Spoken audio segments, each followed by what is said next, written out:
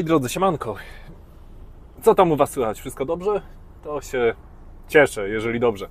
Słuchajcie, taki temat dzisiaj chciałbym poruszyć, bo w komentarzach ogólnie rzecz biorąc często piszecie do mnie o poradę, można powiedzieć, coś w tym rodzaju.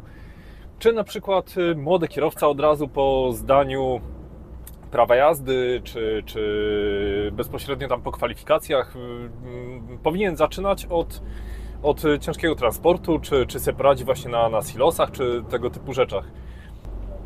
Bo ja to widzę w ten sposób. Jeżeli ktoś ma jakieś doświadczenie w jeździe i już coś tam się objeździł, a po prostu nie ma doświadczenia na silosach, no to okej, to nie ma żadnego problemu, bo no po prostu to jest kwestia wyuczenia się, tak? Nie wiem, spotykasz tam kogoś na podwójną obsadę, czy cokolwiek innego i wtedy spoko, wtedy ta robota jako tako tam idzie i jesteś w stanie się wszystkiego nauczyć, ale moim zdaniem, jeżeli nie masz doświadczenia na transporcie wielkogabarytowym, tak, na dużym aucie, no to może być ciężko, bo po pierwsze tutaj wszystkie ładunki są non-stop po 25 ton, w zasadzie cały czas jedziesz albo pusto, albo pełno, tu nie ma rozgraniczenia, a po drugie te niektóre manewry, te niektóre firmy są naprawdę ciasne i na można powiedzieć, że to ciężko się manewruje, bo wiecie, bo zasłania tam rant naczepy czy cokolwiek innego, ale silosem, mimo że lepiej się manewruje na zakrętach, to dla odmiany musicie się wciskać w takie, nie wiem, jakieś wagi, niewagi, jakieś podjazdy, najazdy, nie wiem, pod silosy podjeżdżać, pod sypy. Tego manewrowania precyzyjnego jest, wydaje mi się, więcej niż na plandece. Taka jest moja opinia. Dlatego właśnie wydaje mi się, że jeżeli masz jakieś tam doświadczenie w jeździe już, to na pewno będzie dużo łatwiej się przestawić po prostu na ten tryb taki tego ciężkiego ładunku, bo no, jakby nie patrzeć, jest to upierdliwe w pewnym sensie. Kurde, co to za... Taka dość ciasna ta wioseczka.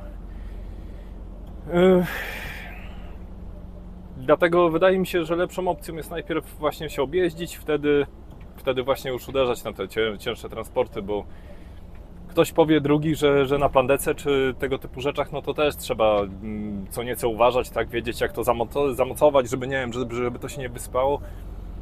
Ale zobaczcie, przykładowo, to nie tak dawno było, że jechał właśnie młody łepek, tam zaraz po zdaniu prawa jazdy, tam 20 chyba 3 lata miał, dobrze pamiętam, 22 albo 23, no tam mniejsza z tym, bo nie chcę tam wnikać, ale szedł po zwykłej drodze, to w Polsce było, na odcięciu, kurde, po spadku na łuku. I tam z tego co pamiętam chyba naczepę mu wysunęło i ta naczepa się zderzyła z busem i zginęły tam jakieś osoby z tego busa. Więc co, młody ma, kurde, przegibane do końca życia, bo już naprawdę w dupę ma, tak?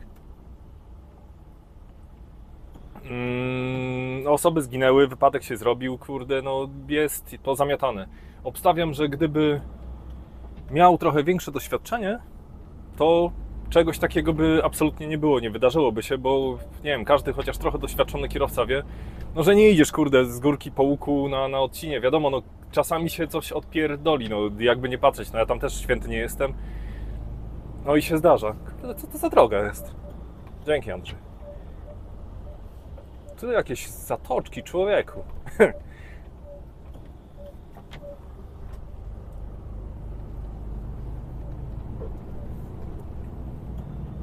A drugi przypadek był też, to chyba nie było z Polski, to chyba było z Czech, czy tam ze Słowacji, że też właśnie gościu położył zestaw, też młody chłopak i też tam chyba ofiara śmiertelna była, bo to auto też uderzyło w ten zestaw, ale to tak nie jestem do końca pewien kraju, w którym to się stało, wiecie? A nie chcę tam za bardzo ściemniać, ale to mniejsza z tym. To może zrobię inaczej, może po prostu opowiem jak ja sam zaczynałem, bo to też, no wiadomo, tam to prawo jazdy już od kilku lat mam, w sumie jakby tak patrzeć, to na ciężarówki chyba w 2011 zacząłem robić, a chyba na koniec 11 zdałem na C i potem parę miesięcy później na E. Jakoś tak to tam było. To wiecie, zdając na osobówki w 2006, to zawsze chciałem tam jeździć, bo lubiłem właśnie się przemieszczać i w sumie pierwsza robota taka na samochodach, którą zacząłem, to chyba prawie tak jak każdy, to na kurierce. Na kurierce, jak to wiadomo, jak to na kurierce, to kurde orka od rana do nocy ale jeszcze pierwszy szef mi się fajny trafił, ale dobra, to szefów może zostawmy na później, ilu trzeba przerobić, kurde, żeby do normalnej firmy trafić. I wiecie, i nigdy nie robiłem tak, że szedłem do jakiejś firmy z polecenia, że tam pracował kolega, jeden, drugi, trzeci i oni mi opowiadali, że jest, kurde, zarąbiście i dawaj, kurde, ogień i wy będziecie mnie szkolili, a ja tam będę przy was, kurczę, uczył, tak, i poznawał tą robotę. To nie, ja zawsze robiłem inaczej, ja zawsze, obojętnie czy zaczynałem na B, na międzynarodówce, na czepie, czy na silosie, to zawsze, no na silosie to miałem tydzień szkolenia, no to fakt. To zawsze miałem samodzielne podejście i nikogo tam nie prosiłem, ani nie szedłem też gdzieś, gdzie kogoś znałem. Bo wychodziłem z założenia, że po pierwsze, po co się powoływać na kogoś, a po drugie, jeżeli coś spierdzieli, no to potem jakiś tam kolega będzie miał do mnie pretensje i wiadomo, wtedy się jakieś zaraz wspólne dojazdy zaczną i tam jakieś pierdzielenie, to wiecie, to tam wolałem tego uniknąć. I właśnie, ta pierwsza robota na busach, no to była spoko. Po jakimś tam czasie gościowi się za bardzo nie opłacało to, bo było od cholery kilometrów, a ze stopami było słabo. To w firmie OPEC ona się jeszcze nazywała. Później tam poszedłem do innej firmy właśnie kurierskiej, to tam parę miesięcy popracowałem i stwierdziłem, że dobra, to spróbujmy swoich sił na międzynarodówce. To też pierwsza trasa na międzynarodówkę pojechałem, no to pojechałem tym busem takim, wiecie, do 3,5 tony i czekajcie, bo kurczę, w lewo, to pojechałem samemu na Szwajcarię, tak od razu z bomby. No co prawda szef okazał się kawałem kutasa i złodziejem, ale no co doświadczenia tam uzyskałem, to uzyskałem, bo pierwszą trasę, co mnie to wysłał mnie busem z plandeką, ale bez kabiny sypialnej. I za stawkę tam było chyba 120 zł za dzień, ale bez podstawy żadnej. Więc wiecie, stawka, kurde, godna. No ale co, brałem to, co było, bo doświadczenia nie miałem w ogóle. Na międzynarodówce, nawet za granicą nigdy nie byłem. Jak pierwszy raz pojechałem, to pamiętam, że ten samolot mi się zepsuł w Koszalinie, ale to nie z mojej winy, tylko po prostu półoś się ze skrzyni biegów odkręciła, coś tam i po prostu olej wyżygało ze skrzyni biegów i wiecie, już po zawodach było. Ale że jakiś inny kierowca wracał innym autem z zagranicy, to przeładowaliśmy ten towar i zabrałem go jego samochodem, ale tam już kurnik na szczęście był, to dzięki Bogu. I pojechałem na tą Szwajcarię i do Szwajcarii dojechałem, ale kurde, no dojechałem na granicę i mówię, co tutaj teraz dalej zrobić. Na CB radia oczywiście nie było, ale widzę na polskich tablicach, gościu przyjeżdża. No to co? No to się go pytam tam, gdzie iść. No to idź kup winietę, bo wtedy winiety jeszcze były na te busy śmieszne. Idź kup winietę, wtedy idź do spedycji, a ze spedycji do celnika, do Niemca i do Szwajcara. No mówię, dobra, to już jest jakieś zahaczenie.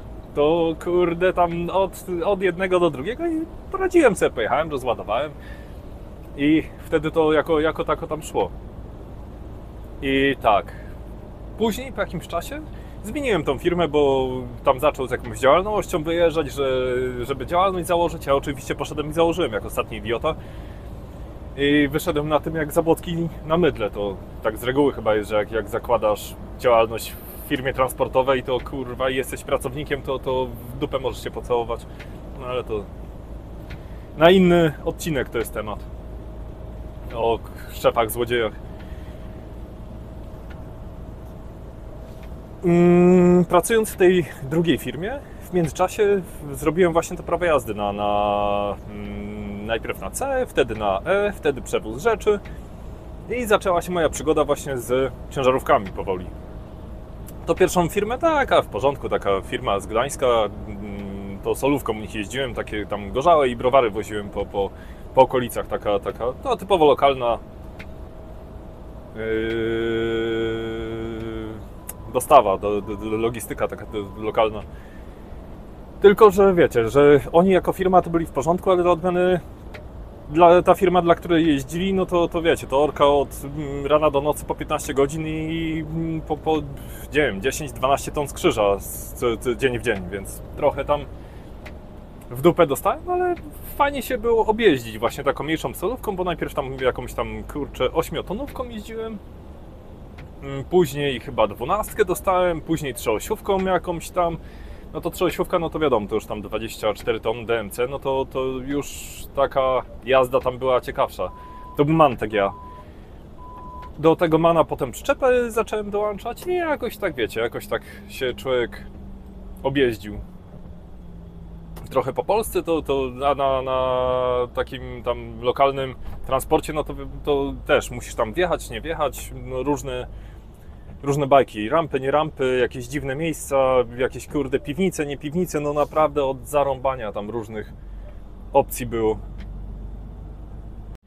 Dobra, lecimy dalej. I tak, dopóki tą solówką, o inaczej, jak z busa przesiadłem się na solówkę, no to nie było aż takiej dużej różnicy między tym busem a 8-tonówką, ale już między tą 8-tonówką a tą 24, no to powiem wam, to była przepaść. To bez kitu, no ciężko było się ogarnąć, bo przede wszystkim kabina maksymalnie szeroka, bo to był MAN TGA, ale ten w największej kabinie. No to wiadomo, no to w porównaniu do Mercedesa a tego, no to jest kurde przepaść, tak? Albo do jakiegoś tam Fiata Ducato, albo jakiegoś innego piździka.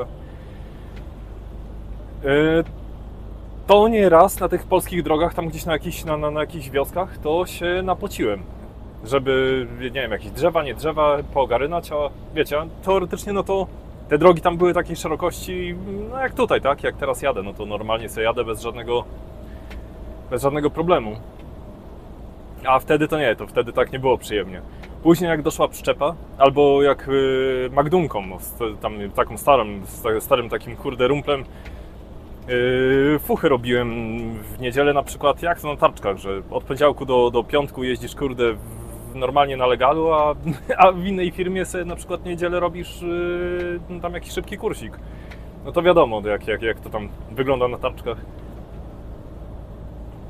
No to też, jak podpiąłem pierwszy raz naczepę, no to kurde, no nie było to za wesołe.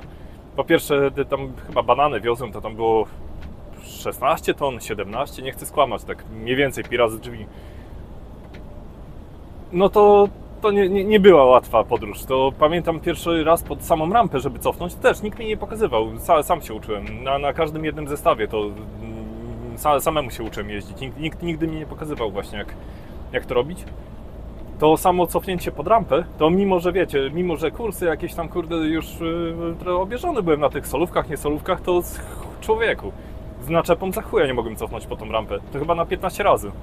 To czasami w internecie tam chłopaki wstawiają filmiki właśnie, że tam ktoś cofa, kurde, tak, strach. No to ja właśnie podobnie tam pierwszy raz cofałem. No ale pierwszy raz, drugi, trzeci i jakoś tak się wyuczyłem. Aż pod rampę jeszcze do tej pory nie lubię cofać, bo jakoś tak, kurczę, zawsze ta odległość nie pasuje mi w tych lustrach. Może dlatego, że po prostu rzadko plandeką jeżdżę. I to właśnie wtedy, tak po roku mniej więcej, jak wiecie, jak już się trochę objeździłem tam na tych solówkach, nie solówkach, trochę z tandemem, trochę z naczepą, trochę, no tak liznąłem każdego kawałka po trochu. To tak mniej więcej po roku zacząłem się tak czuć na tyle pewnie, żeby już na międzynarodówkę pójść całkowicie, czyli zmieniłem robotę na zestaw, na plandekę akurat wtedy poszedłem. Kurwa, co ta droga taka koślawa. Poszedłem i zacząłem jeździć na Danię. Główny kierunek to właśnie była Dania, tam Skandynawia, jakieś Niemcy, Holandię, nie Holandię, Belgię, taki tam bardziej północ. No i rzeczywiście wtedy już tam wiadomo, a to człowiek zahaczył gdzieś o jakiś domofon, a to kurczę gdzieś tam przy cofaniu coś szturchnął. No ale to już wiecie, to już takie drobiazgi można powiedzieć, to tylko z tego wszystkiego to raz faktycznie było tak, że wyrwałem słup taki betonowy z ziemi, to z autem się tam nic nie stało, ale to tam przypatrzyli na kamerach i trzeba było niestety to wziąć na OC z szefa, ale no, dziwo mnie nie obciążył. To chyba jeden z normalniejszych ludzi, jakich trafiłem. I wiecie, tutaj na tej międzynarodówce jak zacząłem jeździć, no to też był temat taki, że no, transport na Niemczech, czy gdzieś tam na zagranicy, wtedy, w tamtych czasach się no, dość mocno różnił od tego, co po Polsce się jeździło, tak? W Polsce tam zapiąłeś tak na odpierdziel i tam gitara. Też tachograf się zmienił. No i wiadomo, jak nie jeździłem specjalnie dużym samochodem po zagranicy, no to już się zaczęły problemy i z parkingami, i pauzami, i wtedy się zaczęła ta cała sielanka, którą każdy z nas tu już dobrze zna z codzienności, tak? Ale powiem wam, nie było jakoś specjalnie trudno tak się przestawić, no może dlatego, że na tym busie byłem objeżdżony i po prostu już te trasy znałem, tak, bo jeździłem wtedy po całej Europie, jak to na busie. Nie spałem, tylko jeździłem. Tak zacząłem, jak weekend miałem wolny, powiedzmy, jakimś cudem, tak mniej więcej, chociaż jeden dzień wolnego, niedzielę, to wtedy ta spedytorka jebnięta do mnie mówiła, że przecież czemu ja mam w poniedziałek iść spać, skoro ja się wyspałem w weekend? No to gdzie ty pójdziesz spać? To wyobraźcie sobie, co to tam za firma była z tymi busami. Ale dobra, i tak, pojeździłem wtedy w tej firmie, kurczę, 2 lata? Coś koło tego chyba. I zacząłem szukać właśnie roboty na zagranicy. Już tak całkowicie, właśnie już u zagranicznego pracodawcy. I tak dalej, to było 7 lat temu, tak? 5, 6, 7, kurde, już prawie 8 lat. To wtedy właśnie też przyszedłem na te silosy, no to wtedy faktycznie miałem tydzień szkolenia, aż miały być 2, ale jakoś tak się złożyło, że nikogo nie było na bazie, żeby zabrał mnie ze sobą. To wtedy pamiętam, że przyjechałem pierwszy raz do nich, a to też nie była żadna robota z polecenia, tylko po prostu z jakiejś tam... jak to było? W fabryce papierów wtedy pamiętam, że ja przywiozłem tekturę, a gościu przywiózł silosem skrobię jakąś. Na niemieckich tablicach właśnie miał ciągnik, ale w środku był Polak. I tam siedzieliśmy troszkę, kurde, w czapkę, bo to była sobota, a on wtedy przyszedł i tam gadka szmatka, że tam do domu zjeżdża i się go wtedy pytałem, że jaka firma, jaki ten, no, że system 2 na 1 na przykład. O, mówię, ty, no fajna sprawa, dokąd trzeba dojechać? Mówi, że do Berlina. To Berlin to też w sumie ode mnie niedaleko, bo ja z pięknej północy tam pochodzę i wtedy mieszkałem. To wiecie, to bez żadnego problemu. I tam wtedy wysłałem, pamiętam jeszcze tego samego dnia do nich zapytanie o robotę i wtedy jakoś tam byłem też na urlopie, bo teraz też chwilę nie nagrywałem nic, bo też na urlopie byliśmy. I pamiętam, że w BMC miałem wtedy BMK 5 i wycieraczki mi się zjebały i akurat wtedy do mnie ten gościu dzwonił z tej firmy i mówię tam, kurde, nawet nie patrzyłem kto to, co kurwa, o halo, dzień dobry, tam po niemiecku gada, dobra, no to wyśle pan dokumenty i odezwiemy się do pana. Wysłałem im te wszystkie CV, nie CV, te wszystkie pierdoły, no powiem wam, chyba tydzień później, albo 2 tygodnie później się odezwał, że no dobra, zaczynamy wtedy, a akurat wtedy byłem na bani, bo na weselu byłem. To wiecie, co to za rozmowa była w niedzielę o 9 rano, a o 5 rano z parkietu zszedłem. No ale się dogadaliśmy. To pamiętam, że wtedy mówiłem, że jeszcze trochę śpię i że ja do niego oddzwonię później. I powiem wam, że potem przez chyba 3 lata mi przypominał o tym, czy ja już się wyspałem. No ale to tam mniejsza z tym, to taka daleka historia, można powiedzieć.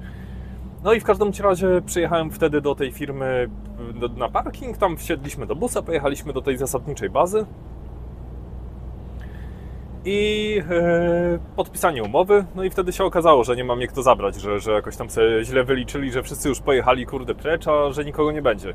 No to czy ja chociaż trochę tak ogarniam tego, tam jakiś mechanik chyba polski ze mną poszedł, czy ja mniej więcej chociaż ogarniam, o co tam chodzi, czy ja mogę jechać załadować towar. Mówię, kurde, no dobra, no spróbuję, czemu nie? I powiem wam, cały tydzień tylko jeździłem ładowałem towary, mimo że nie miałem bladego pojęcia o tym, co w ogóle robię, na co patrzeć, a to była spożywka jeszcze. O plombach, nie plombach, ale ani razu mnie nie wsiadali z firmy. A jak nie wiedziałem czegoś, to tam akurat tak koło bazy mniej więcej byłem, to szedłem na przykład do tego mechanika, się pytam, kurwa, słuchaj stary, tu wszystko dobrze? No tak, no tu dobra, a tam jeszcze plombę załóż, a to weź ze sobą tam klucz, weź ze sobą motek, bo bez tego to wiesz, to tam nie otworzysz węży, weź klucz do złączek, w razie by coś tam chcieli, żebyś musiał rozładować trochę. I powiem wam szczerze, że przez ten tydzień samemu jak jeździłem, nauczyłem się więcej niż potem jak jeździłem tydzień w podwójnej obsadzie, bo podwójna obsada to mniej więcej polegała głównie na jeżdżeniu, a jak kończyliśmy jazdę, no to wiadomo, szybka dziewiątka, troszkę tam kurde w szyję i zaraz z powrotem kurde za fajerę i znowu jazda.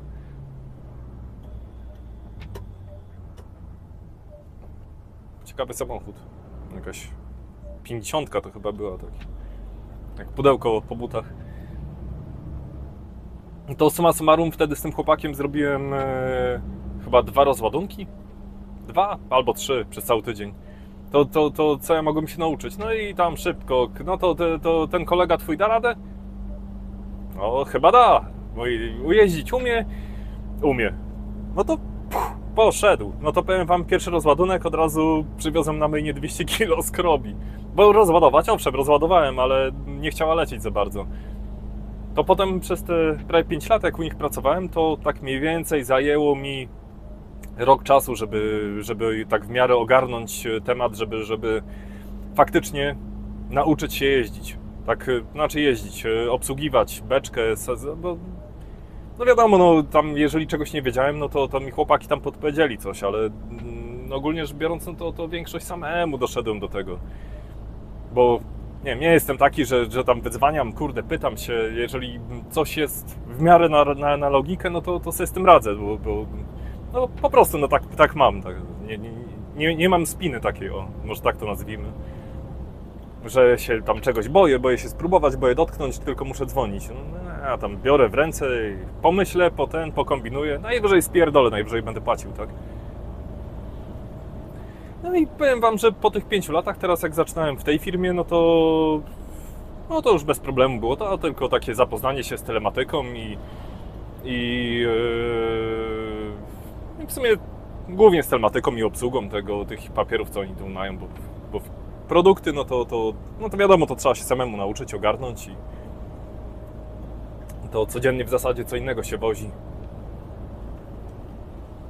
Dlatego tutaj wracając do tych pytań z komentarzy, czy jeżeli nie masz doświadczenia w jeździe, dopiero zdałeś prawo jazdy i zacząłeś, no to wydaje mi się, że ten tryb, co ja tam kilka ładnych lat temu wybrałem, jest chyba lepszy, żeby trochę sobie objeździć na mniejszych autach, a dopiero po jakimś czasie, jak już ogarniesz temat, jak już poznasz gabaryty auta, nie wiem, te wagi, bo wiadomo, pustym samochodem albo 8-tonówką inaczej się jeździ niż samochodem, który ma 40 ton DMC, no to jest wiadoma sprawa. Nie wiem, poznasz te systemy, wszystkie retardery, nie retardery, kurde, tachografy, czasy, zapoznasz się z parkingami i wtedy wydaje mi się, że można właśnie uderzać na bardziej takie skomplikowane roboty. Ale natomiast jeżeli masz jakieś tam doświadczenie, już jesteś objeżdżony trochę i radzisz sobie, bo są, wiadomo, niektórzy tacy, co wsiądą w auto i od razu poszedł, nie ma go. To wydaje mi się, że śmiało uderzać do jakiejś firmy takiej, która właśnie przyjmuje szkoli młodych kierowców i się nie pierdzielić, nie bać się wcale. Że to jest wszystko, powiem wam, do ogarnięcia. Zresztą co, każdy z nas kiedyś zaczynał w jakiejś formie. Czy to z kimś, czy to samemu. I teraz pytanie do was. Czy myślicie, że ten kierunek, który mówię, jest dobry dla w miarę świeżego albo początkującego kierowcy w danym temacie? Czy jesteście zdania, że od razu iść na głęboką wodę i wiecie, no i się po prostu spróbować, czy da się radę, czy się nie da, czy uczyć się na własnych błędach, czy jeździć w podwójnej obsadzie, jak uważacie, co? Bo komentarze, czy właśnie do mnie pisze naprawdę sporo świeżych kierowców, którzy dopiero zaczynają swoją przygodę z transportem, albo mają jakieś doświadczenie, albo nawet czasami długie doświadczenie ale nie są pewni swoich sił, tak to nazwijmy. I wiecie, i ja mam swoją, tak jakby, swój kierunek, swoją wizję tego, a też nie chciałbym komuś narzucać i wiecie, i go tam jakoś kierunkować. O, inaczej, chciałbym poznać opinię jeszcze kogoś innego. Więc jeżeli macie jakieś fajne historie albo chcielibyście się podzielić tym, jak sami zaczynaliście, to gorąco zapraszam do komentarzy, to sobie poczytam i będę przynajmniej miał jakiś taki większy ogląd tego, co mogę powiedzieć, co mogę zasugerować, albo jak tam komuś pomóc, tak, mniej więcej. A tymczasem dzięki za Waszą uwagę i trzymajcie się. Do następnego, hejka!